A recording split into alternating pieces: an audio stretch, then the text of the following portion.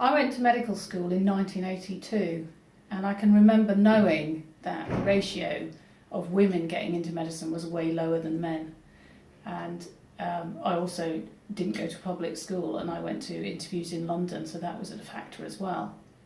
In fact, the first time women were allowed to train for medicine was at the Royal Free, about 70 years before I went to medicine. So over that 70 years, things had changed and improved a lot.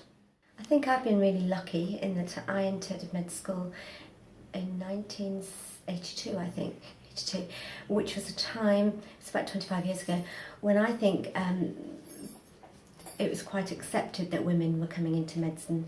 The number of female medical students was starting to rise, and so I don't think I had any problems at all, really. The path had been laid by maybe female doctors 100 years before me, so no problems at all, really. Sometimes patients had difficulty kind of accepting young women and doctors, and I can remember particularly often being called nurse, but that was usually by kind of older male patients. And one young man, I remember quite clearly, a boy of about 10, who, when I introduced myself, was saying, "Well, you can't be a doctor because you're a lady. You know, you can't be a doctor." And he clearly thought you had to be a man to be a doctor. I did have a consultant who had never had a woman work for him and was convinced before I got there that I was going to cry every ward round if I was tired and not cope with the stress levels.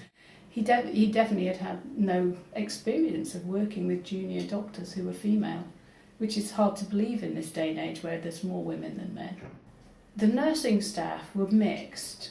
The older nurses were probably, definitely some of them would, had they lived in my era, gone as medical students and not gone to do nursing, because they were smart and intelligent and had run wards for years. But I think there were definitely some women, there was some attitudes that were difficult.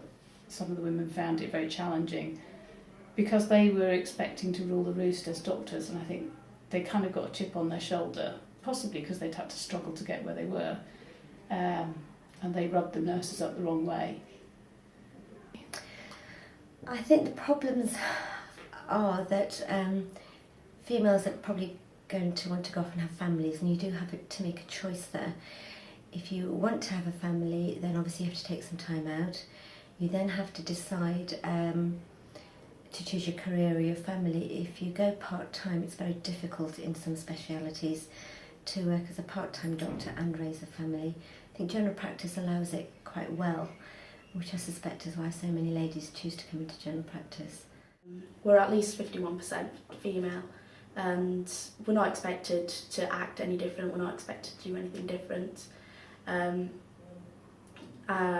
In all of our classes, it's pretty much 50-50 split. Well, I want to be a consultant in the hospital. I don't know which area yet because I'm just early days.